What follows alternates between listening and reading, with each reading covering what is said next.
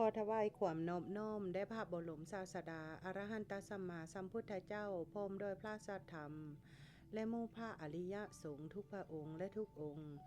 ขอน้อมนมัสการไปยังท่านพระอาจารย์ใหญ่พระมหาสมปองโมทิโตตลอดทั้งพ่อแม่ครูบาอาจารย์ทุกท่านขอสบายดีกัญญาณมิตรกัญญาณธรรมทุกท่าน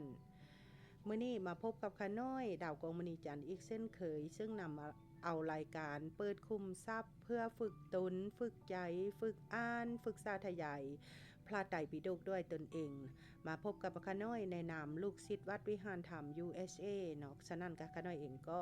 มื้อนี้จะได้นำเอาคัมภีร์วิสุทธิมรรคทางอัฏฐกถาเนาะอัฏฐกถาคัมภีร์วิสุทธิมรรคภาคที่1ฉบับภาษาไทยออกมาสาธยายโตเป็นธรรมทานนั่นเองเนาะก็จะอยู่ในปริเชตที่2ก็คือทุตังคนิเทศนั่นเองเนาะก็ได้จบไปแล้วปริเชตที่1ได้จบไปเรียบร้อยเนาะก็คือสิ้นนิเทศนั่นเองแล้วก็ขึ้นปริเชตที่2ก็คือทุตังคนิเทศนั่นเองเนาะก็ข้าน้อย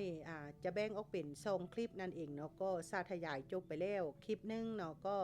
จะอย่างอีกเต็มคลิปนึงก็จะจบปริเชตที่2นั่นเองเนาะแล้วก็จะขึ้นปริเชตที่3ไปจนกว่าจะจบภาคที่1จังซี่เนาะเพราะว่าภาคที่1นี่จะมีอยู่นำกันประมาณ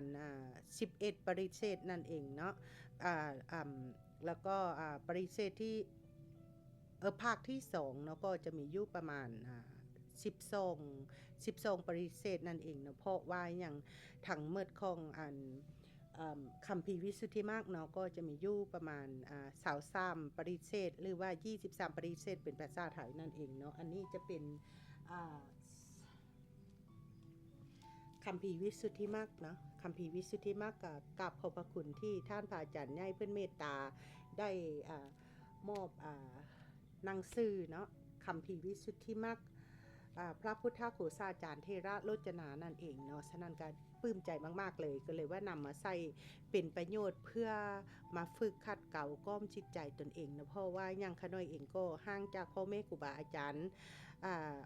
อยู่ทางบ้านเฮาจังซี่เนาะมาดำรงชีวิตอยู่ในประเทศสหรัฐอเมริกาก็ต้องอิงตามสภาพอยู่ในประเทศสหรัฐอเมริกาจังซี่เนาะถามว่าอยู่พี่มีวัดบ่มีครูบาอาจารย์บ่ว่า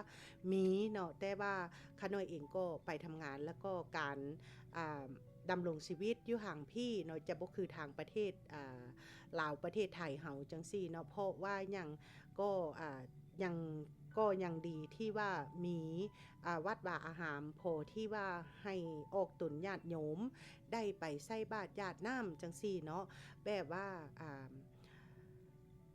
ได้เฮ็ดบุญเฮ็ดทานจังซี่เนาะคือข้าน้อยเองก็บางครั้งข้าน้อยก็ไปวัดคือกันเนาะบ่แม่นว่าข้าน้อยศึกษาพุทธศาสนาหลักธรรมคำสอนขององค์พระพุทธเจ้าแล้วข้าน้อยสิบ่ไปวัดอยู่บ้านข้าน้อยบ่แม่นจังซั่นเนาะไปมีโอกาสข้าน้อยไปร่วมงานเนาะตั้งจิตใจอันบริสุทธิ์ไปร่วมงานทางพุทธศาสนาเฮาเนาะถ้าว่าเป็นงานประเพณีบ่หรือว่าอีหยังเนาะคันถ้าว่าข้าน้อยติดขัดข้าน้อยก็บ่ได้ไปถ้าว่าคันข้าน้อยมีเวลาข้าน้อยก็ยังไปร่วมอยู่เนาะก็บ่ได้แบบว่าอันสิเอาแต่แบบว่าทางพุทธศาสนาจังซี่เนาะเพราะว่าอันประเพณีเฮาก็เป็นประเพณีที่งดงามอยู่แล้วจังซี่เนาะก็น่าอนุโมทนาที่เพิ่นได้นำเอาประเพณีหั่นมาสืบสานต่อให้ลูกให้หลานได้ฮู้เนาะส่วนตัวข้าน้อยเองมักมาทางแบบนี้ข้าน้อยเองก็หลังจากได้รับความรู้จากท่านพระอาจารย์ใหญ่มาแล้วข้าน้อยก็นำมาเอาพุทธศาสนาจากพระไตรปิฎกนี้เนาะมาประกาศเผยแพร่เป็นธรรมทานเพราะว่าอย่างที่จะได้สอนตนเองเพราะว่าปรารถนาให้ตนเองเป็นผู้ที่ว่างอกงามในพุทธศาสนาแล้วก็นำเอาพุทธศาสนานำมางอกงามในใจเฮามาปฏิบัติเห็นได้ด้วยตนเองก่อนเนาะแล้วก็ค่อยปฏิบัติไปถึงเฮาจะบ่มีโอกาสที่ว่าได้ศึกษาพุทธศาสนาจากแบบว่าไปเข้าโรงเรียนแบบอยู่บ้านเฮาจังซี่เนาะแต่ว่ามีหนทางเดียวที่ว่าย้อนความศรัทธาเนาะศรัทธาเฮาเป็นหลักเฮาจึงว่าแบบอยากค้นคว้าศึกษาหลังจากได้รับความรู้จากพ่อแม่ครูบาอาจารย์มาแล้วจังซี่เนาะก็เลยว่าเอาแบบพุทธศาสนาขององค์พระพุทธเจ้าหั้นนะมาประดิษฐานไว้ในใจเฮาเลยจังซี่เนาะแล้วก็เอาเฮือนนี้ล่ะเป็นวัดเนาะมีโอกาสเฮาก็จึงไปวัดไปวัดที่ครูบาอาจารย์นำทางแต่ว่าอยู่เฮือนเฮาก็ถือเอาเฮือนเฮานี่แหละเป็นวัดเนาะเพราะว่ายังข้าน้อยมีทาง พระไตรปิฎกฉบับภาษาไทยมีทั้งอรรถกถาฉบับภาษาไทยเนาะเพราะว่าบรรจุคำสอนล้วนๆเลยเนาะเลืออย่างเดียวขาน้อยต้องเข้าไปศึกษาค้นคว้าน่าเอาด้วยตนเองเนาะ เพราะว่ามักแบบนี้นะฉะนั้นล่ะขาน้อยจึงว่าอยากเป็นผู้หนึ่งที่ว่านำเอาพุทธศาสนาคำสอนขององค์พระพุทธเจ้าที่อยู่ในพระไตรปิฎกนะออกมาเปิดอ่านสาธยายโชคดีได้อรรถกถามาแล้วก็เอาอรรถกถานะมาเปิดควบคู่กันไปเลยเนาะตอนนี้ก็สาธยายพระไตรปิฎกทางพระวินัยก็อยู่ในเล่มที่5เนาะเว้าเป็นเล่มเนาะอยู่ในเล่มที่5จังซี่เนาะแล้วก็ทางพระสูตรอยู่ในเล่มที่13จังซี่เนาะ ฉะนั้นก็แบบเชิญชวนทุกท่านเนาะเชิญญาติธรรมทุกท่านเนาะสนับสนุนให้กำลังใจคือการกดไลค์กดแชร์นั่นเองเนาะบ่แม่นว่าโอ้ต้องมาบริจาคเงินโมโนบ่แม่นแบบนั้นเนาะเพราะว่าอันนี้ขาน้อยเฮ็ดเองทำเองเนาะเพราะว่าบ่เก่งเนาะเอาที่ตัวเองได้บ่มีการตัดต่ออีกเนาะกระตุกกระตาแบบใดก็เห็นกันจังๆเลยมีเสียงไอเสียงจามเสียงติดขัดบอกกับเห็นกันจังๆเลยเนาะจะเป็นภาษาฉบับภาษาไทยแต่คนอ่านเป็นคนประเทศลาวนั่นเองเนาะฉะนั้นก็มื้อนี้ขาน้อยเองก็จะนำเอาอัฏฐกถาเนาะอันนี้จะตัวหัวอันที่ขาน้อยเอามาโชว์วังกี้เนาะจะมีอยู่23ปริเชตนั่นเองเนาะเป็นคัมภีร์วิสุทธิมรรคเนาะแล้วก็หังที่ขาน้อยเอามาอ่านนี่แม่นอัฏฐกถาที่คำใหญ่ขยายคัมภีร์วิสุทธิมรรคฉบับที่ขาน้อยเอามาโชว์วังกี้นี่เนาะแล้วแต่ว่าเพิ่นแบ่งออกมาเป็น2ภาคเนาะภาคที่1จะมีอยู่11ปริเชตแล้วก็ภาคที่2จะมีอยู่ประมาณ12ปริเชตนั่นเองเนาะฉะนั้นขาน้อยอ่านจบไปแล้วปริเชตนึงในอัฏฐกถาเนาะแล้วก็ตอนนี้กำลังอ่านอยู่ที่ปริเชตที่2ก็คือทุตังคนี่ทุตังคนิเทศนั่นเองเนาะแล้วก็จะมาขึ้นคลิปที่2ของทุตังคนิเทศแล้วก็จะจบปริเชตที่2นี่เนาะฉะนั้นก็ขาน้อยจะขอโอกาสไปยังท่านพระอาจารย์ใหญ่พระมหาสมปองมุทิโตตลอดทั้งพ่อแม่ครูบาอาจารย์ทุกท่านกัลยาณมิตรกัลยาณธรรมทุกท่านถ้าผิดพลาดประการใดก็ต้องกราบขออภัยไว้ในณที่นี่ขอพ่อแม่ครูบาอาจารย์นักปราชญ์บัณฑิตท่านทุกหูหังไหลจงอโหสิกรรมให้แก้ขาน้อยดาวกองมณีจันทร์ไว้ในณที่นี่ด้วยเถิด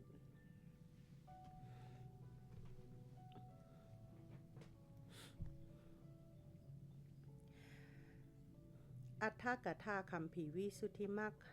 ฉบับคัมภีร์วิสุทธิมรรคภาคที่1ฉบับภาษาไทย2ทุตังคนิเทศ8ว่าด้วยเรื่องการสมทานอารานิกังคะธุดงค์แม้อารานิกังคะธุดงค์อารานิกังคัมปี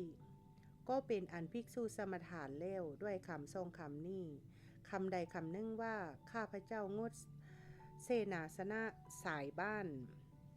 สมทานองค์แห่งภิกษุผู้อยู่ป้าเป็นปกติคามันตาเสนาสนังปฏิคิปามิอารานิกังคังสมาธิยามิ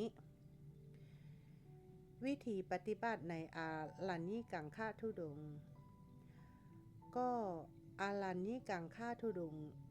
ก็อารานิกะภิกษุนั่นเพิ่งลาเสนาสนะสายบ้านแล้วรับอรุณในป้าเถิดบ้านพ่อมอุปจาระนั่นแลอุปจารเดี๋ยวต้องกราบขออภัยกันหน่อยบ้านพ่อมอุปจารนั่นแลชื่อว่าเสนาสนะสายบ้านในคำว่าคามันตาเสนาสนังนั่นเสนาสนะป้าประเภทแห่งใดแห่งหนึ่งมีกระท่อมหลังเดียวก็ตามหลายหลังก็ตามที่เข้าล้อมก็ตามไม่ล้อมก็ตามมีคนอยู่ก็ตามไม่มีคนอยู่ก็ตามโดยที่สุดแม้แต่หมู่เกวียนจอดพักอยู่เกินกว่า4 เดือนชื่อว่าบ้านคาโมนามะสำหรับบ้านที่มีรั้วล้อมถ้ามีเสาแค้นทรงต้นเมื่อนอนุราชบุรีซั่วก้อนดินโตกของบุรุษผู้มีกำลังปานกลางยืนอยู่บนเสาเคียนตนไหน ควงไปนะชื่อว่าอุปจารบ้านหรือว่าอุปจาระบ้านเนาะคาโมปจาโรนามะพระวิในถอนก้าวว่าลักษณะแห่งเลตุวาดนั่นได้แก่รวมในแห้งที่เป็นที่ตกไปแห้งก้อนเข้าที่กว้างไปสุดแรง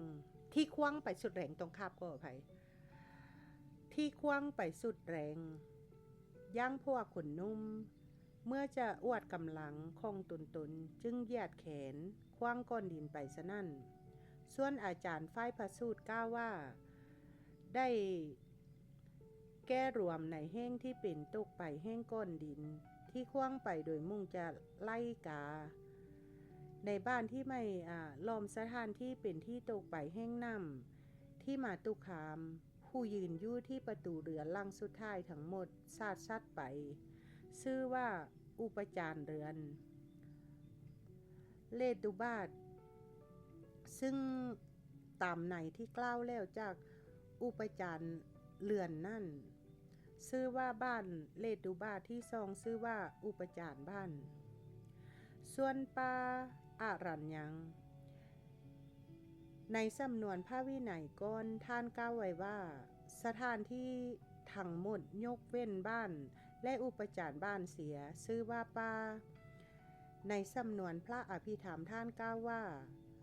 สถานที่ทั้งหมดนอกจากเสาเคลื่อนออกไปนี่ชื่อว่าปาแต่ในสำนวนที่มีมาในพระสูตรนี้มีลักษณะดังนี้คือเสนาสนะมีระยะ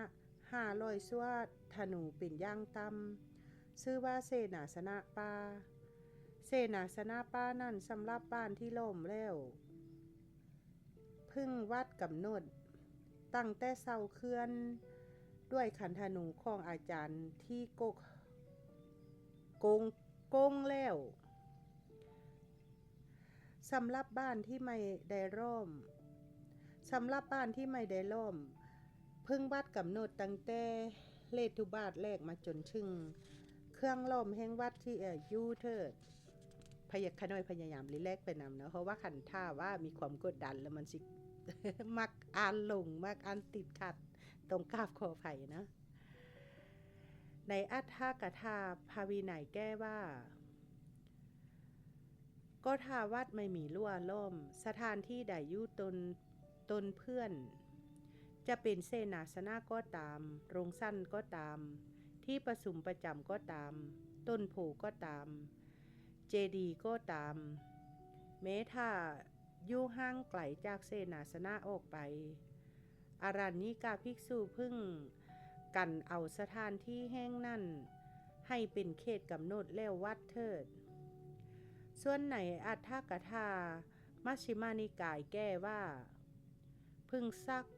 อุปจารแห่งวัดที่อยู่ออกแล้ววัดในช่วงระหว่างแห่งเลทุบาททั้งสอง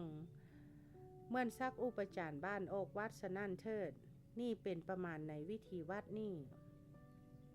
แม้ถ้าหมู่บ้านอยู่ใกล้เคียงกับวัดภิกษุทั้งหลายอยู่ในวัดได้ยินเสียงของพวกชาวบ้านแต่ก็ไม่อาจเดินตรงไปยังบ้านนั้นได้เพราะมีสถานที่เส้นภูเขาและแม่น้ำเป็นต้นคันอยู่ในระหว่างทางใดเป็นทางเดินตามปกติของหมู่บ้านนั่นแม้ถ้าเป็นทางที่จะสั้นจนไปด้วยเรือก็ตามก็เพิ่งถือเอาที่ประมาณ500 สวดธนูโดยทางนั่นส่วนอารัญญิกาภิกษุใดแกล้งปิดทางจากที่นั้นเพื่อจะทำองค์แห่งหมู่บ้านใกล้ให้ครบถ้วนอารัญญิกาภิกษุนี้ชื่อว่าธุดงคโจรก็ถ้าพระอุปชาหรือพระอาจารย์ของภิกษุผู้อยู่ป่าเป็นวัดเกิดอาพาธขึ้นเธอหาสิ่งที่เป็นสัพพยะในป่าไม่ได้ควรนำท่านไปยังเสนาสนะใกล้หมู่บ้านแล้วพยาบาลท่านเถิดแต่เธอเพิ่งออกไปแต่เช้ามืดแล้วรับอรุณในที่ประกอบด้วยองค์แห่งป่าเถิดถ้าในเวลารุ่งอรุณอาพาธของท่านทั้งสองอย่างกำเริบก็ ก็เพิ่งทำกิจวัดแทนท่านทั้งทรงเท่านั้นเถิดไม่ควรเป็นผู้มุ่งรักษาธุดงค์ให้บริสุทธิ์เลยนี่เป็นวิธีปฏิบัติวิธานังแห่งอารานิกังคะธุดงค์ประเภทแห่งอารานิกะภิกษุอันหนึ่งว่าโดยประเภททะโตแม้อารัญญิกะภิกษุนี่ก็มี3ประเภทใน3ประเภทนั่นผู้ที่ถืออย่างเคร่งครัดอุกัตโถพึงรับอรุณในป้าได้ตลอดกาลทุกเมื่อผู้ถือย่างกลางมัชชิโมจะอยู่ในเสนาสนะใกล้หมู่บ้านตลอด4 เดือนฤดูก็ได้ผู้ถือย่างเพลามุทุโกจะอยู่ในเสนาสนะใกล้หมู่บ้านตลอด4 เดือนฤดูหนาวบ้างก็ได้ความคาดแห่งอารัญญิกังคะธุดงค์ก็เมื่ออารัญญิกะภิกษุ3ประเภทนี้มาจากป้าในเวลาตามที่กำหนดไว้ฟังธรรมอยู่ในเสนาสนะใกล้หมู่บ้านแม้เมื่ออรุณตั้งขึ้นธุดงค์ก็ยังไม่ขาดเมื่อพวกเธอฟังธรรมแล้วเดินไปแม้เมื่ออรุณตั้งขึ้นในระหว่างทางธุดงค์ก็ไม่ขาดแต่ถ้าแม้เมื่อพระธรรมกทึกลุกขึ้นแล้วพวกเธอคิดว่าเราจะกำวัดสักครู่แล้วจึงไปหลับไปอรุณตั้งขึ้นหรือพวกเธอรับอรุณในเสนาสนะใกล้หมู่บ้านตามความชอบใจของตนธุดงค์ย่อมขาดนี่เป็นความขาดเพโทในอารัญญิกังคะธุดงค์นี้อานิสงส์แห่งอารัญญิกังคะธุดงค์ส่วนอานิสงส์มีดังนี้อะยังปนานิสังโสคือ 1. ภิกษุอยู่ในป่าเป็นวัดทำความสำคัญว่า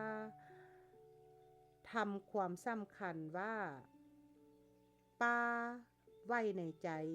ยู่ย่อมควรที่จะได้สมาธิที่ยังไม่ได้หรือรักษาสมาธิที่ได้แล้วไว้ 2. แม้พระศาสดาก็ทรงโพพทัยเธอดังที่พระองค์ตรัสไว้ว่านาคิตะเพราะเหตุนั้นเราจึงยินดีการอยู่ในป่าของภิกษุนั่น 3. อันตรายมีลูกที่ไม่เป็นสัพพยะเป็นต้นย่อมไม่รบกวนจิตของเธอผู้มักอยู่ในเสนาสนะที่สงัด 4. เธอย่อมให้ความตกใจกลัว 5. เธอย่อมละความเยื่อใยในชีวิตเสียได้ 6. เธอย่อมยินดีรสแห่งความสุขที่เกิดจากวิเวก 7. แม้ความเป็นผู้ทรงผ้าบางสกุลเป็นวัดเป็นต้นย่อมเหมาะสมแก่เธอนักพรตผู้สงัดไม่คลุกคลียินดีในเสนาสนะที่สงัดยังพระมานาถของพระโลกนาถให้ยินดีได้ด้วยการอยู่ในป่าเมื่ออยู่อาศัยในป่าตามลำพังย่อมได้สุขใดแม้พวกเทวดากับทางพระอินทร์ก็ยังได้รสแห่งสุขนั่นก็ภิกษุผู้เส้นนี้แลทรงไว้ซึ่งผ้าบางสกุลอันเป็นเหมือนก็เข้าสู้สงครามคือป้ามีธุดงค์ที่เลื่อเป็นอาวุธสามารถชนะมารพร้อมทั้งเสนามารได้โต้กันไม่นานนักเพราะเหตุนั้นบัณฑิตพึงทำความยินดีในการอยู่ป่าเถิดนี่เป็นการพรรณนาการสมทาน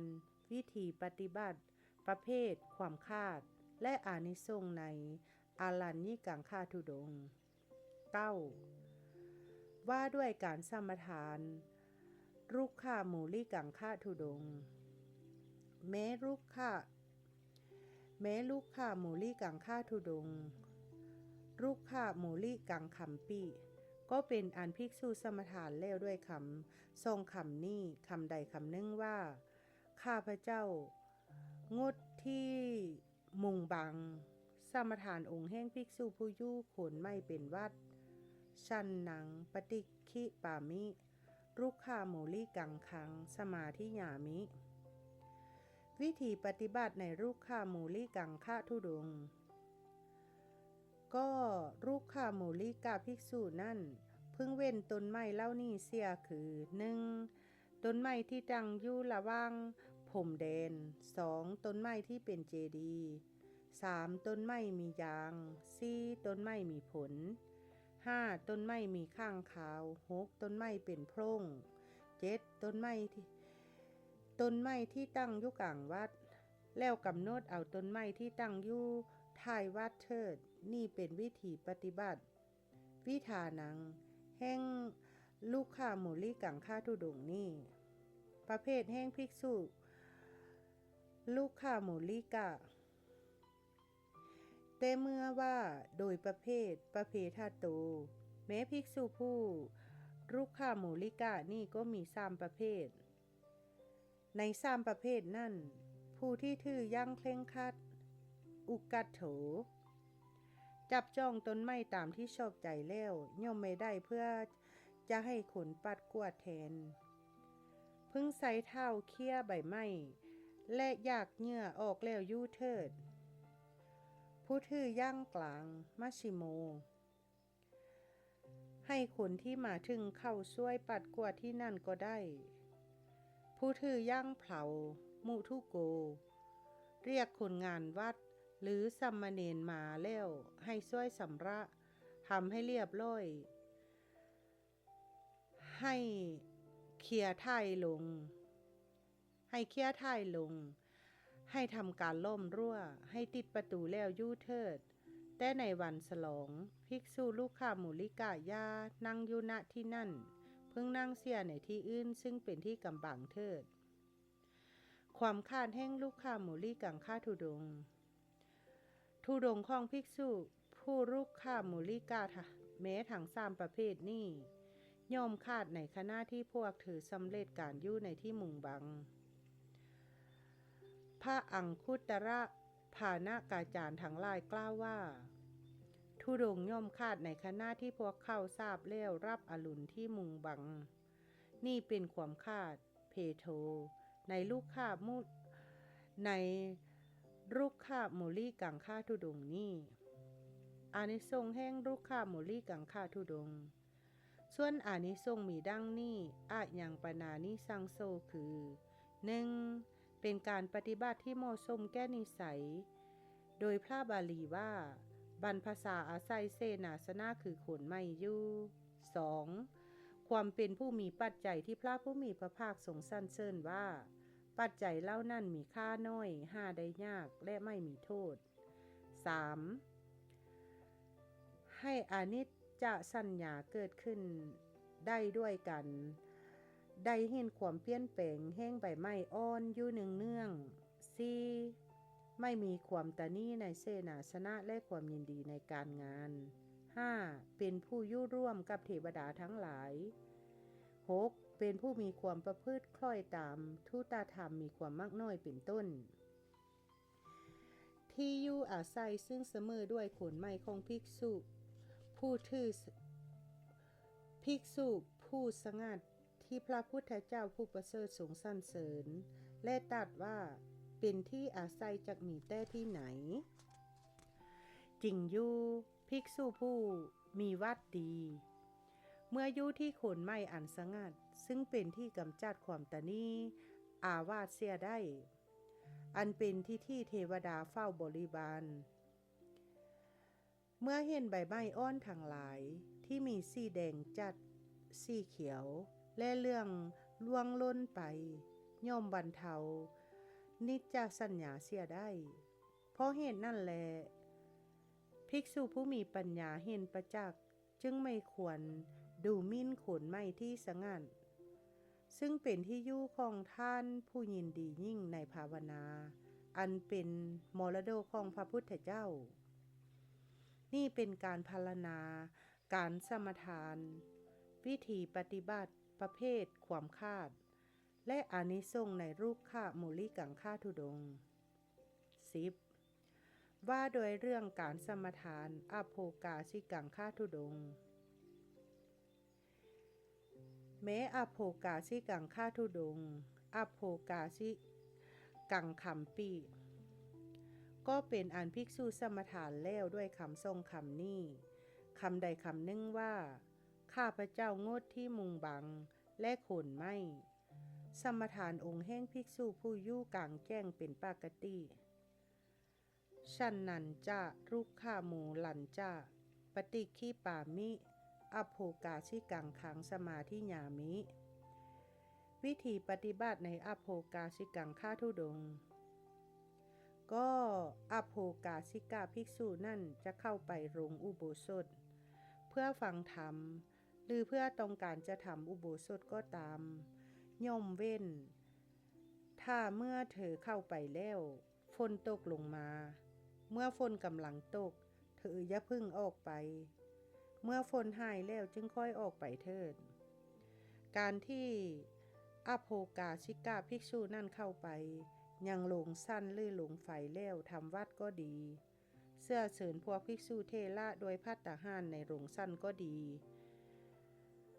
บอกพระบาลีหรือให้เรียนพระบาลีเข้าไปยังที่มุงบังก็ดี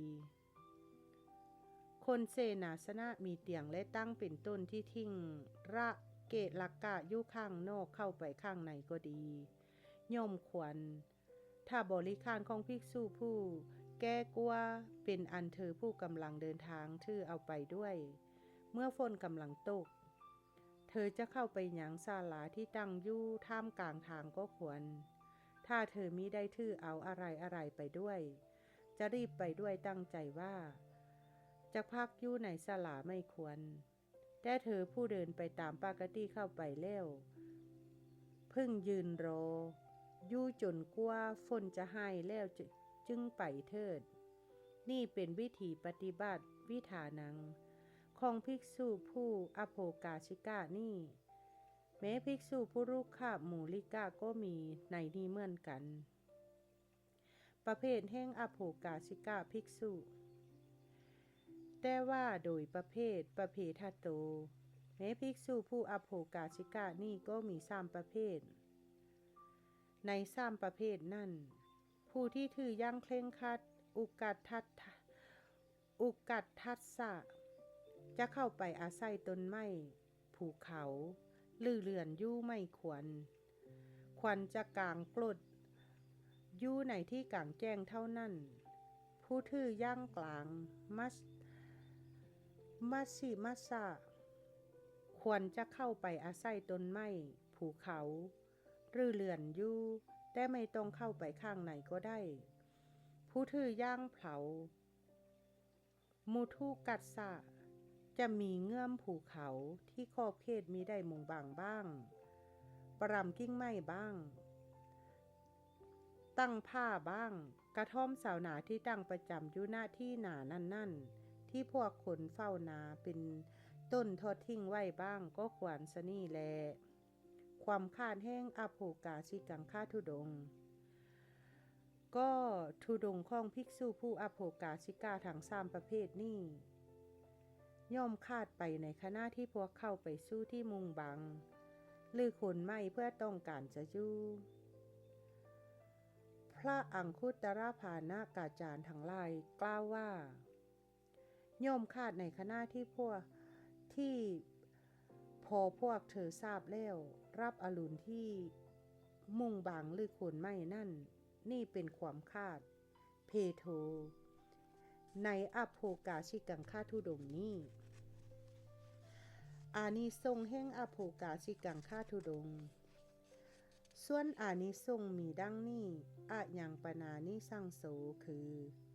1. ตัดความกังวลในที่อยู่เสียได้ 2. บรรเทาทินมิทธะคือความง่วงเหงาหาวนอนเสียได้ 3. เป็นผู้ควรสรรเสริญว่าภิกษุทั้งหลายไม่ติดอยู่ในที่อยู่เที่ยวไปเป็นหมู่เหมือนฟุ่งเนื้อไม่ติดที่อยู่ 4. เป็นผู้ไม่มีความเกาะเกี่ยว 5. อยู่เป็นสุขในทิศทั้ง4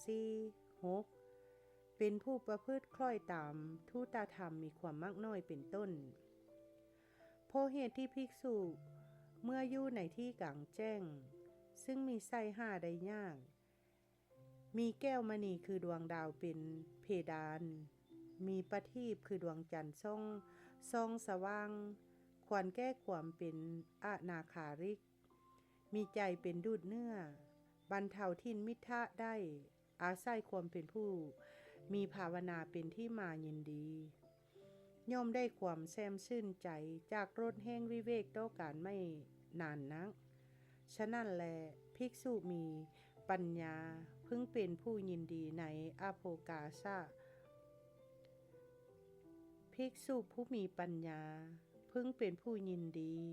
ในอโภกาสะอยู่เถิดนี่เป็นการพรรณนาการสมทานวิธีปฏิบัติประเภทความคาดและอานิสงส์ในอโภกาสิกังคะธุดงค์ 11. ว่าด้วยเรื่องการสมทานโซซานิกังคะธุดงค์แม้โซซานิกังคะธุดงค์โซซานิกังคัมปีก็เป็นอันภิกษุสมทานแล้วด้วยคำทรงคำนี้คำใดคำหนึ่งว่าข้าพเจ้างดที่มิใช่ป้าซาสมทานองค์แห่งภิกษุผู้อยู่ในป้าซาเป็นปกติณสุสานังปฏิคิปามิโซซานิกังคังสมาธิยามิวิธีปฏิบัติในโซซานิกังคะธุดงค์ก็โซซานิกะภิกษุผู้อยู่ในป้าซาเป็นปกตินั่นไม่ควรอยู่ในที่พวกชาวบ้านเมื่อจะตั้งหมู่บ้านพากันกำหนดเอาว่าสถานที่แห่งนี้เป็นป้าซาเพราะว่าสถานที่แห่งนั้นเมื่อเขายังไม่ได้เผาศพก็ยังไม่จัดว่าเป็นป้าซาตั้งแต่เวลาที่เขาได้เผาศพแล้วไปแม้หากจะล่างไปตั้ง12 ปีสถานที่แห่งนั้นก็ยังจัดว่าเป็นป้าซาอยู่นั่นเองก็โซซานิกาภิกษุผู้เมื่อจะอยู่ในป้าซานั้นไม่ควรให้ทำสิ่งต่างๆมีปรำที่จงกรมเป็นต้นจัดตั้งเตียงและตั้งเตียงและตั้งเข้าไปตั้งนำชั้นและนำไส้ไว้แล้วบอกธรรมอยู่เถิดเพราะว่าธุดงค์ข้อนี้เป็นของยากเพราะเหตุนั้นโซซานิกะภิกษุนั่นจึงควรเป็นผู้ไม่ประมาทกราบเรียนพระทรงฆเถระหรือแจ้งเจ้าหน้าที่ทางราชการให้รับทราบไว้เพื่อต้องการจะช่วยขจัดอันตรายที่เกิดขึ้นอยู่เถิดเมื่อจงกรมพึ่งสำเรียงดูที่เผาศพจงกรมไปแม้เมื่อไปป้าซ่าก็ต้องแวะออกจากทางใหญ่เสียแล้วเดินไปตามทางนอกเถิดพึ่งกำหนดอารมณ์ไว้แต่ในกลางวันทีเดียวด้วยว่าเมื่อกำจัดต้องกราบขออภัยเมื่อกำหนดไว้เสียอย่างนั้นแล้วอารมณ์นั่นก็จะไม่เป็นสิ่งที่น่ากลัวสำหรับเธอในเวลากลางคืนมนุษย์ทั้งหลายแม้จะพากันเที่ยวรำร้องอยู่ในเวลากลางคืนก็ไม่พึงประหารด้วยวัตถุอะไรโซซานิกาภิกษุจะไม่ไปป้าซ่าแม้แต่วันเดียวก็ไม่ควรพระอังคุตรภานากาจารย์ทั้งหลายกล่าวว่าจะปล่อยมาสิมะยามให้สิ้นไปในป้าซ่าแล้วกลับเสียในปัสสิมะยามก็ควรโซซานิกาภิกษุไม่พึงเสพของเคี้ยวของสันที่พวกมนุษย์ชอบเส้นขนมโรยงาข้าวละขนทั่วเขียวปลาเนื้อนมสดน้ำมันและน้ำอ้อยงบเป็นต้นไม่ควรเข้าไปยังเรือนแห้งตระกูลนี่เป็นวิธีปฏิบัติวิธานังของภิกษุผู้มักอยู่ในป้าซาเป็นวัดนี่ประเภทแห่งโซซานิกาภิกษุแต่ว่าโดยประเภททาเทโต แม้โซซานิกาภิกษุนี่ก็มี3ประเภทใน3ประเภทนั่นผู้ที่ถืออย่างเคร่งครัดอุกกัตเทนะควรอยู่แต่เฉพาะในป่าช้ามีการเผาศพเป็นประจำมีศพอยู่เป็นนิดและมีเสียงร้องไห้อยู่เนียงๆเท่านั้นผู้ถือย่างกลางมัชชิมัสสะอารมณ์หัง3อย่างจะมีแม้อย่างเดียวก็ควรผู้ถือย่างเผามุทุกัสสะในที่พอได้ลักษณะแห่งป่าช้าตามในที่กล่าวไว้แล้วก็ควรความขาดแห่งโซซานิกังคาทุดงค์ก็ทุดงค์ของภิกษุผู้โซซานิกะแม้ทั้ง3ประเภทนี้ย่อมขาดเพราะสำเร็จการอยู่ในที่มิใช่ป่าช้าพระอังคุตรภานากาจารย์ทั้งหลายกล่าวว่าขาดในวันที่พวกเธอไม่ไปป่าช้านี่เป็นความขาดเพทะในโซซานิกังคาทุดงค์นี้อานิสงส์แห่งโซซานิกังคาทุดงค์ส่วนอานิสงส์มีดังนี้อะยังปนานิสังโสคือ 1. ได้มรณสติ 2. อยู่ด้วยความไม่ประมาทเป็นปกติ 3. บรรลุอสุภนิมิต 4. บรรเทากามราคะได้ 5. เห็นสภาพของร่างกายอยู่เนืองๆ 6. มีความสังเวชมาก 7. ละความเมามีความเมาในความไม่มีโรคเป็นต้นได้ 8. ครอบงำภัยที่น่ากลัวได้ 9. เป็นที่เคารพยกย่องของมนุษย์ทั้งหลายของมนุษย์ทั้งหลายต้องกราบขออภัย 10. มีความประพฤติคล้อยตามทุตธรรมมีความมักน้อยเป็นต้นก็เพราะอานุภาพแห่งมรณานุสติโทษแห่งความประมาททั้งหลายย่อมไม่กระทบโซซานิกาภิกษุแม้ผู้หลับแล้วได้และจิตของเธอผู้เห็นศพเป็นอันมากแล้วย่อมไม่ตกไปสู่อำนาจแห่งกามราคะเธอถึงความสังเวชอย่างใหญ่หลวงย่อมไม่เข้าถึงความเมาอันหนึ่งเธอพยายามแสวงหาแต่ความดับทุกข์โดยทางที่ชอบภิกษุผู้มีใจโน้มไปพระนิพพานจึงควรเสพโซซานิกังคาทุดงค์เพราะเป็นธรรมศาสตร์นำมาซึ่งคุณเป็นอเนกประการสนี่แลนี่เป็นการพรรณนาการสมทานวิธีปฏิบัติประเภทความคาดและอานิสงส์ในโซซานิกังคาทุดงค์ 12. ว่าด้วยเรื่องการสมทานยะถาสันทะติกังคาทุดงค์แม้ยะถาสันทะติกังคาทุดงค์ยะถาสันทะติกังคัมปิก็เป็นอันภิกษุสมทานแล้วด้วยคำทรงคำนี้คำใดคำหนึ่งว่าข้าพเจ้างดความละโมบในเสนาสนะสมทานองค์แห่งภิกษุผู้อยู่ในเสนาสนะตามที่เขาจัดตั้งไว้เป็นปกติเสนาสนะโลลุปปังปฏิขิปามิ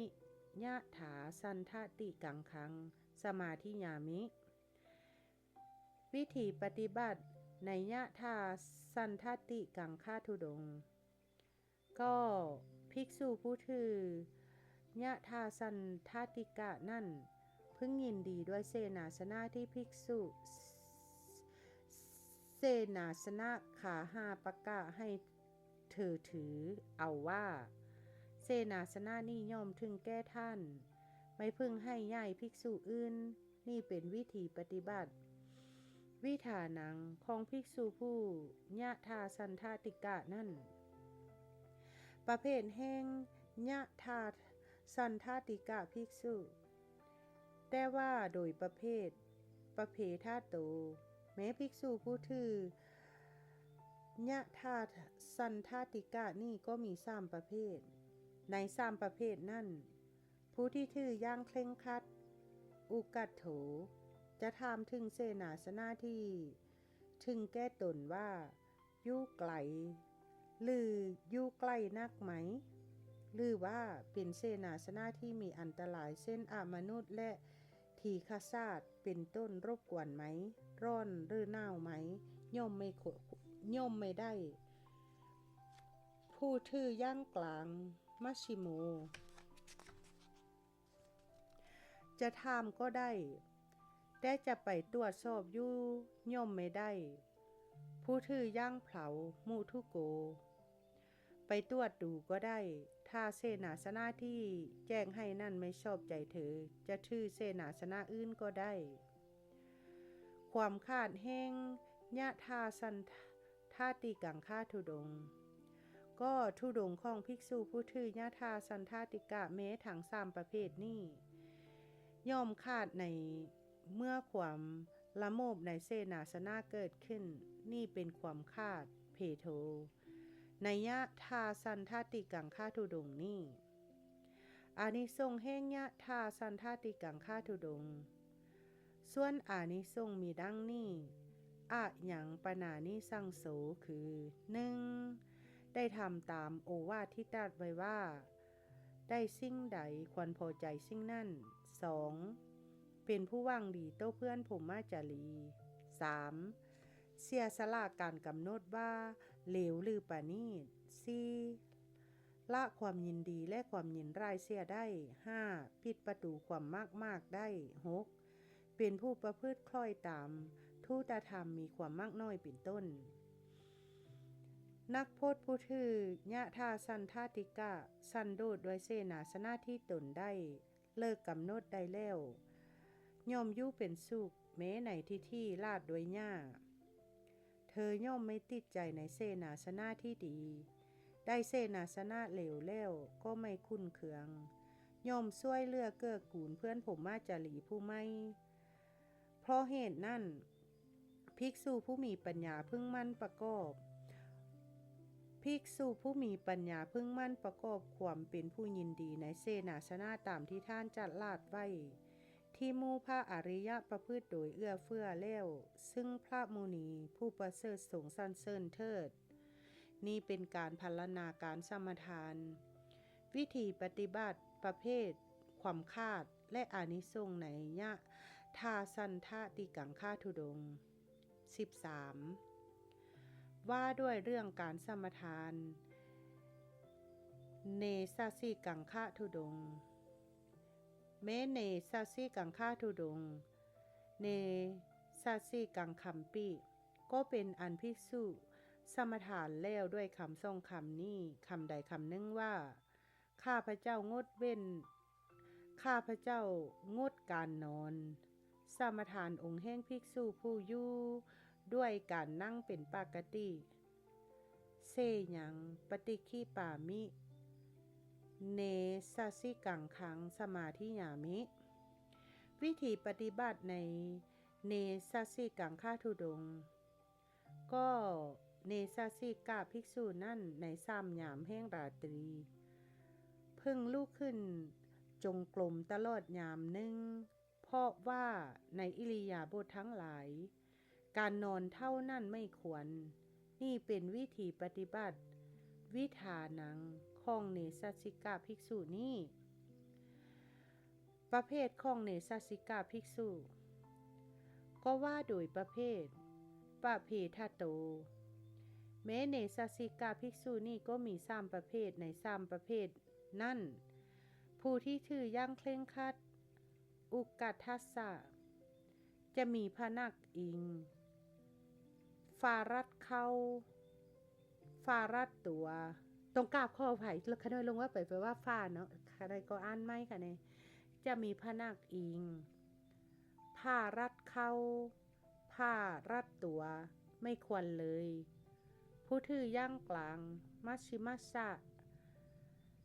ในข้อง3 ย่างนี่จะมีย่างใดย่างหนึ่งก็ควรผู้ถือย่างเผามุทุกัสสะควรจะมีพนักอิงก็ได้ผ้ารัดเข้าก็ได้ผ้ารัดตัวก็ได้ม่อนก็ได้เก้าอี้ปันจังคะก็ได้เก้าอี้สัตตังคะก็ได้เก้าอี้ ที่เขาทำพนักหลังหรือว่าปันจังค่าเก้าอี้ชื่อว่าปันจังค่าเก้าอี้ที่เขาทำมีพนักหลังและพนักข้างหลังสองข้างหรือว่าสัตว์ต่างค่าได้ยินว่าคนทั้งหลายได้พากันทำเก้าอี้สัตว์ต่างค่านั่นถวายพระมีลาพญาเทระพระเทระเป็นพระอนาคามีได้ปรินิพพานแล้วความขาดแห้งเศษนาสิกังค่าธุดงค์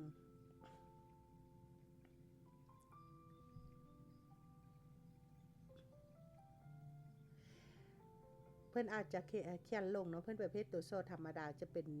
เนสัสิกะเนาะค่ะโดยขออ่านไหมความขาดแห้งเนสัสิกังค่าธุดงค์ก็ธุดงค์ของมัชฌิมานิก็ธุดงค์ของ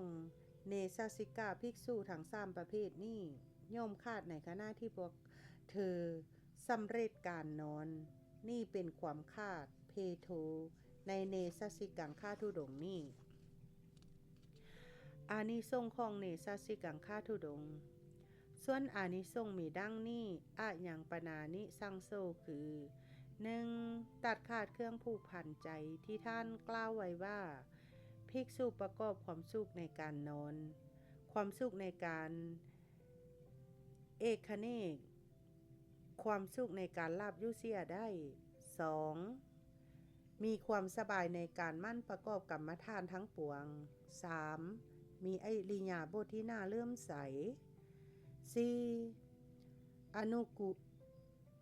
กูลต่อกันประรบความเพียร 5. เพิ่มพูนสัมมาปฏิบัติพ่อนักพจน์นั่งคู่บัลลังก์ตั้งกายตรงจึงทำหัวใจหมานให้วันไหวภิกษุล่าสุขในการนอนสุขในการรับประรบความเพียรยินดีในการนั่งยังป้าคือตะบะให้งามอยู่ย่อมบรรลุปีติสุขที่ปราศจากอามิตรฉะนั้นภิกษุผู้เป็นนักปราชญ์จึงควรมั่นประกอบเนสัสิกพรตให้ดีนี่เป็นการพรรณนาการสมทานวิธีปฏิบัติประเภทความคาดและอานิสงส์ในเนสัสิกังค่าธุดงค์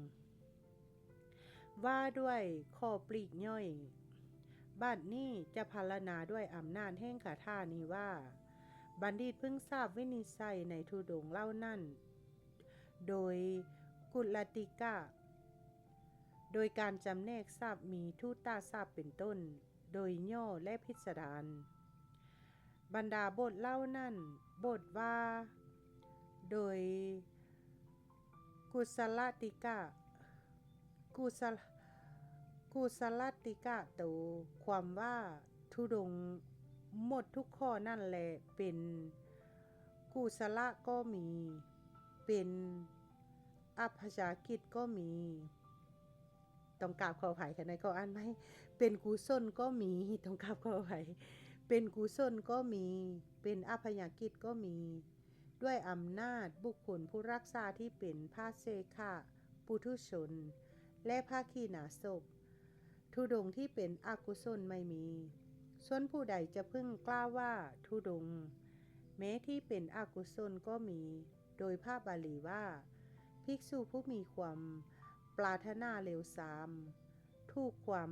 ยากครอบงำจึงอยู่ป่าเป็นวัดเป็นต้นผู้นั่นจะพึงถูกต่อว่าเรามิได้กล่าวว่าภิกษุมีกิจเป็นอกุศลจะไม่อยู่ป่าด้วยว่าภิกษุใดเข้าไปอยู่ป่าภิกษุนั่นชื่อว่าอารัญญิกะก็อารัญญิกะภิกษุนั่นเป็นผู้มีความปรารถนาเลวทรามก็มีเป็นผู้มักน้อยก็มีก็ท่านกล่าวไว้ว่าธุดงค์เล่านี่ชื่อว่าธุดงค์เพราะมีความหมายว่าเป็นองค์ของภิกษุผู้อยู่ชื่อว่าทุตะเพราะกำจัดกิเลสเสียได้ด้วยการสมถานนั้นอีกอย่างหนึ่งชื่อว่าธุดงค์ เพราะมีความหมายว่ามีญาณที่ได้โวหารว่าทุตาเพราะกำจัดกิเลสเสียได้เป็นองค์อีกไหนหนึ่งการสมถานเล่านั่นชื่อว่าทุตาเพราะกำจัดความที่เป็นข้าศึกเสียได้และเป็นองค์แห่งการปฏิบัติแม้เพราะเหตุนั้นจึงชื่อว่าทุตาซึ่งชื่อว่าธุดงค์ก็สมถานท่านเล่านั่นจะพึงเป็นองค์ของภิกษุใดภิกษุนั่นจะเป็นใครก็ตามชื่อว่าเป็นผู้กำจัดกิเลสได้ด้วยอกุศลไม่มีและอกุศลจะกำจัดบาปอะไรไม่ได้อกุศลนั่นเป็นองค์แห่งการสมถานเล่าใดเพราะทำอธิบายดังนี้การสมถานเล่านั่นท่านพึงเรียกว่าธุดงค์ทั้งอกุศลก็กำจัดโทษมีความละโมบในจีวรเป็นต้นไม่ได้และไม่กำจัดเป็นองค์แห่งการปฏิบัติเพราะเหตุนั้นคำว่าธุดงค์ที่เป็นอกุศลไม่มีนี่จึงเป็นคำที่ท่านกล่าวไว้ถูกต้องดีแล้วธุดงค์ของภิกษุแม่เล่าใดพ้นไปจากกุศลติกะว่าด้วยใจขวมธุดงค์ของภิกษุเล่านั่นก็ไม่มีนั่นเองสิ่งที่ไม่มีจักชื่อว่าธุดงค์พ่อกำจัดอะไรและพวกเธอก็จะต้องผิดต่อพระบาลีว่าสมถานทุตะคุณประพฤติก็ได้เพราะเหตุนั้นคำของพวกเธอนั่นจึงไม่ควรเชื่อถือเลยนี่เป็นการพรรณนาโดยกุศลติกะกรในบาทคาถาว่าโดยจำแนกทรัพย์มีทุตาทรัพย์เป็นต้นทุตาทีนังวิภาคะโตพึงทราบทุตะพึงทราบทุตะวาทะพึงทราบทุตะธรรมพึงทราบทุตังคะพึงทราบว่าการเสพธุดงค์เป็นทรัพย์ปัญญาสำหรับใครบรรดาบทเล่านั่นบทว่าทุตะได้แก่บุคคลผู้กำจัดกิเลสหรือทำเป็นเครื่องกำจัดกิเลสส่วนในบทว่าทุตาวาทะนี่พึงทราบวินิจฉัยดังต่อไปนี้บุคคลผู้มีทุตะแต่ไม่มีทุตาวาทะก็มีบุคคลไม่มีทุตะแต่มีทุตาวาทะก็มีบุคคลไม่มีทั้งทุตะและทุตาวาทะก็มีบุคคลที่มีทั้งทุตะและทุตาวาทะก็มีในบุคคล4ประเภทนั้นบุคคลใดกำจัดกิเลสของตนด้วยธุดงค์แต่ไม่แนะนำพร่ำสอนผู้อื่นด้วยธุดงค์เหมือนพระผากุลเทระฉะนั้นบุคคลนี้ชื่อว่าทุตะแต่ไม่มีทุตะวาทะดังท่านกล่าวไว้ว่าท่านพระผากุลนี่นั่นมีทุตะแต่ไม่มีทุตะวาทะส่วนบุคคลใดไม่มีกำจัดกิเลสของตนด้วยธุดงค์แต่แนะนำพร่ำสอนคนอื่นๆด้วยธุดงค์อย่างเดียวเหมือนพระอุปนันทเทระฉะนั้นบุคคลนี้ชื่อว่าไม่มีทุตะแต่มีทุตะวาทะดังท่านกล่าวไว้ว่าต้องกราบขออภัยนะดังท่านกล่าวไว้ว่าท่านพระอุปนันทสากยบุตรนี่นั่นไม่มีทุตะแต่มีทุตาวาทะบุคคลใดขาดไปทั้งสองอย่างเหมือนพระลารุฐานีฉะนั้นบุคคลนี้ชื่อว่าไม่มีทั้งสุตะและทุตาวาทะดังท่านกล่าวไว้ว่าท่านลา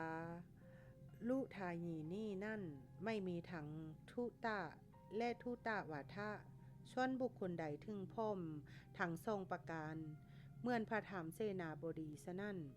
บุคคลนี้ชื่อว่ามีทั้งทุตะและทุตาวาทะดังท่านกล่าวไว้ว่าท่านพระสารีบุตรนี่นั่นมีทั้งทุตะและทุตาวาทะทรงบทว่าพึงทราบทุตธรรมทุตธรรมา ทิตาภาความว่าทำ5ประการที่เป็นบริวารแห่งทุตังคะเจตนาเล่านี่คือความมากน้อยความสันโดษความขัดเกลาความเงียบสงัดความมีกุศลธรรมนี่ชื่อว่าทุตธรรมโดยพระวาลีว่าพ่ออาศัยความเป็นผู้มากมีความมากน้อยเป็นต้นในธรรม5ประการนั่นความมากน้อยและความสันโดษจัดเป็นอโลภะความขัดเกลาและความเงียบสงัดจัดเข้าในธรรมทั้งสองประการคืออโลภะและอโมหะความมีกุศลธรรมนี่ได้แก่ญาณ นั่นเองก็ในธรรมสองประการคืออโลภะและอโมหะนั่นภิกษุผู้ทรงธุดงค์ย่อมกำจัดโลภะในวัตถุที่ทรงห้ามเสียได้ด้วยอโลภะย่อมกำจัดโมหะที่ปิดบังโทษในวัตถุที่ทรงห้ามเล่านั่นแหละเสียได้ด้วยอโมหะอันหนึ่งย่อมกำจัดกามสุขัลลิกานุโยคที่เป็นไปโดยมุ่งจะเสพปัจจัยที่พระศาสดาทรงอนุญาตไว้ด้วยอโลภะย่อมกำจัดอัต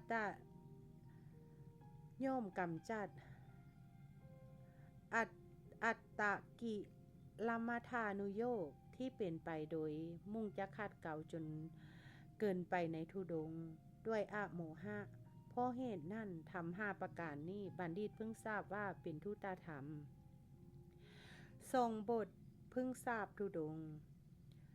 ทุตังคานิเวทิตาภานิความว่าเพิ่งทราบธุดงค์13ประการคือ 1. บังสกุลีกังค่าธุดงค์ละถึง 13. เนสสิกังค่าธุดงค์เล่านั่นท่านได้ก้าวไว้แล้วทางโดยอัตถะและโดยลักษณะเป็นต้นนั่นแลลายบทว่าการเสพธุดงค์เป็นสัพปายะสำหรับใครกัสสะทุตังค่าเสวนาสัพปายาความว่าการเสพธุดงค์เป็นสัพปายะสำหรับคนราคะจริตและคนโมหะจริตเพราะเหตุไรเพราะการเสพธุดงค์เป็นข้อปฏิบัติที่ลำบากและเป็นธรรมเครื่องขัดเกลาอันหนึ่งราคะย่อมสงบได้เพราะอาศัยข้อปฏิบัติที่ลำบากบุคคลผู้ไม่ประมาทย่อมละโมหะได้เพราะอาศัยข้อปฏิบัติที่ขัดเกลาอีกอย่างหนึ่งในธุดงค์เล่านี่การเสพอรัญญิกังค่าธุดงค์และรุกขมูลีกังค่าธุดงค์เป็นสัพปายะแม้สำหรับคนโทสะจริตเพราะว่าเมื่อคนโทสะจริตนั่นไม่มีสภาคาลมอะไรมากระทบกระทั่งอยู่ในป่าและที่ขนไม้นั่นแม้โทสะก็ย่อมสงบได้นี่เป็นการพารณาโดยการจำแนกทรัพย์มีทุตตาทรัพย์เป็นต้นด้วยประการสนีบทว่าโดยย่อและพิสดารสมาสพยาสโตมีวินิจฉัยว่าก็ธุดงค์เล่านี่โดยย่อสมาสโตมีเพียง8ประการเท่านั้นคือองค์ที่เป็นประธาน3ประการองค์ไม่ละคนกัน5ประการในองค์เล่านั่นองค์3ประการนี่คือ 1. สปาฐานะจาริกังคะ 2. เอกาสนิกังคะ 3. อโภกาสิกังคะชื่อว่าเป็นองค์ประธานจริงอยู่เมื่อรักษาสปาฐานะจาริกังคะชื่อว่าจักรักษาบินดาปฏิกังคะด้วยและเมื่อรักษาเอกาสนิกังคะแม้แต่ปัตตบินดิกังคะและคารุปัสสาภัตติกังคะก็จักเป็นอันจำต้องรักษาอย่างดีด้วยเมื่อรักษาอโภกาสิกังคะชื่อว่าจะรักษาในรุกขมูลิกังคะและยะธาสันทติกังคะ มีอยู่หรือดังนั้นธุดงค์จึงมีเพียง8ประการเท่านั้นคือองค์ที่เป็นประธาน3ประการและองค์ที่ไม่ละคนกัน3ประการ5ประการตรงกลางขออภัยคือ1อารันญิกังคะ2บางสุกุลิกังคะ3เตจีวริกังคะ4เนสสิกังคะ5โสสานิกังคะธุดงค์ธรรมมีอีกเพียง4ประการเท่านั้นอย่างนี้คือที่เนื่องด้วยจีวร2ประการที่เนื่องด้วยบิณฑบาต5ประการที่เนื่องด้วยเสนาสนะ5ประการที่เนื่องด้วยวิริยะ1ประการใน4ประการนั้นเนสสิกังคะธุดงค์เนื่องด้วยวิริยะนอกนี้ชัดเจนแล้วทั้งนั้นธุดงค์ทั้งหมดนั่นแลมี2ประการด้วยอำนาจที่อาศัยคืออาศัยปัจจัยมี12ประการอาศัยวิริยะมี1ประการธุดงค์มี2ประการเหมือนกันแม้ด้วยอำนาจธุดงค์ที่ควรเสพและไม่ควรเสพจริงอยู่เมื่อภิกษุเสพธุดงค์อยู่กรรมฐานเจริญขึ้นภิกษุนั่นควรเสพเมื่อภิกษุใดเสพอยู่กรรมฐานเสื่อมภิกษุนั่นไม่ควรเสพอันหนึ่งเมื่อภิกษุใดเสพอยู่ก็ดีไม่เสพก็ดีกรรมฐานเจริญอย่างเดียวไม่เสื่อมแม้ภิกษุนั่นเมื่อจะอนุเคราะห์ประชุมชนภายหลังก็ควรเสพแม้เมื่อภิกษุใดเสพอยู่ก็ดีไม่เสพก็ดีกรรมฐานไม่เจริญแม้ภิกษุนั่นก็ควรเสพเหมือนกันเพื่อประโยชน์แก้ความเป็นวาสนาต่อไปธุดงค์มี2ประการด้วยอำนาจที่ควรเสพและไม่ควรเสพดังพรรณนามาด้วยประการชนีบ้างธุดงค์ทั้งหมดนั่นแลเป็นอย่างเดียวด้วยอำนาจเจตนาเพราะว่าเจตนาในการสมทานธุดงค์เป็นอันเดียวกันเท่านั้นแม้ในอัฏฐกถาจารย์ก็กล่าวไว้ว่าอาจารย์บางพวกกล่าวว่าเจตนาอันใดธุดงค์ก็อันนั้นดังนี้แต่ว่าโดยพิสดารพญาชโตธุดงค์มี42ประเภทธุดงค์มี42ประการคือของภิกษุ13ประการของภิกษุณี8ประการของสามเณร12ประการของสิกขามานาและสามเณรี7ประการ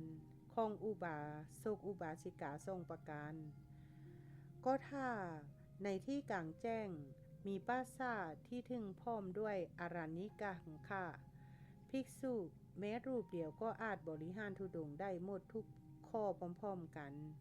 ส่วนธุดงค์แม้ทั้ง2ประการคือ 1. อารัญญิกังคะธุดงค์ 2. คาลุปัสสาภติกังคะธุดงค์ของภิกษุณีทั้งหลายพระผู้มีพระภาคทรงห้ามแล้วด้วยสิกขาบทเดียวธุดงค์ทั้ง3ประการนี้คือ 1. อโภกาสิกังคะธุดงค์ 2. ลุกขะมูลิกังคะธุดงค์ 3. โสสานิกังคะธุดงค์อันภิกษุณีรักษาได้ยากเพราะการอยู่ปราศจากเพื่อนย่อมไม่ควรแก้ภิกษุณีก็ในที่เส้นนี้ยิ่งที่เป็นเพื่อนซึ่งมีสันท่าเสมอกันก็หาได้ยากแม้ถ้าจะพึ่งหาได้ก็ไม่พึ่งพ้นจากการอยู่คลุกคลีกันเมื่อเป็นเช่นนั้นเธอพึ่งเสพธุดงค์เพื่อประโยชน์ใดประโยชน์นั่นก็จะไม่พึ่งสำเร็จแก่เธอเลยบัณฑิตพึ่งทราบว่าเพราะเธอไม่อาจบริหารใดอย่างนี้ธุดงค์ของภิกษุณีจึงลดไป5ประการเหลืออยู่8ประการเท่านั้นก็บรรดาธุดงค์ตามที่กล่าวแล้วเว้นเตจีวริกังคะธุดงค์เสียธุดงค์12ประการที่เหลือบัณฑิตเพิ่งทราบว่าเป็นองค์ของสามเณรธุดงค์7ประการบัณฑิตเพิ่งทราบว่าเป็นของสิกขามานาและสามเณรีส่วนอุบาสกอุบาสิกามีธุดงค์เหมาะสม2ประการคือ 1. เอกาสนิกังคะธุดงค์ 2. ปัตตะบินติกังคะธุดงค์และอาจบริหารได้ รวมความว่าอุบาสกอุบาสิกาเล่านั่นจึงมีธุดงค์ทรงประการว่าโดยพิสดารธุดงค์จึงมี42ประการดั้งพรรณนามาด้วยประการสนี้ดังว่ามานี่เป็นการพรรณนาทางโดยย่อและพิสดารก็ด้วยคำเพียงเท่านี้จึงเป็นอันข้าพเจ้าพระพุทธโฆษาจารย์ได้กล่าวคาถาว่าด้วยธุดงค์ที่ภิกษุจะต้องสมทานเพื่ออย่างคุณมีความมากน้อยและสันโดษเป็นต้นซึ่งเป็นเหตุพ้องแผ้วแห่งศีลมีประการดังกล่าวแล้วให้ถึงพร้อมในประกรณ์วิเศษชื่อวิสุทธิมรรคที่พระผู้มีพระภาคทรงแสดงแล้วโดยธรรมมีศีลสมาธิและปัญญาเป็นประธานแห่งภาคาถานี้ว่านรชนผู้มีปัญญาดำรงตนอยู่ในศีลแล้วเป็นต้นปริเศษที่สองชื่อทูตตังฆนิเทศในประกรณ์วิเศษชื่อวิสุทธิมรรคข้าพเจ้ารสนาไว้เพื่อประโยชน์แก้ความประโมทแห่งสาธุชนจบแล้วด้วยประการชนีสาธุสาธุข้าน้อยขอน้อมบุญกุศลนี้แผ่ไปทั่วทางไพศาลไปโดยบ่มีประมาณบ่มีขอบเขตให้เล่าเทพเทวาทุกสั้นฟ้าทุกภพทุกภูมิแผ่ไปให้ผู้ที่เคยให้ผู้เคยช่วยเหลือผู้เคยเป็นญาติผู้เคยเป็นมิตรผู้เคยเป็นเพื่อนผู้หวังดีผู้มีอุปการะคุณทุกท่านเป็นต้นมีมารดาบิดาครูบาอาจารย์บุตรีบุตราสามีภรรยาญาติกาวงศาตลอดสรรพสัตว์ทั้งหลายทั้งปวงเจ้ากรรมนายเวรเปชาวาสิ่งตั้งแต่อดีตปฐมชาติถึงชาติปัจจุบันตั้ง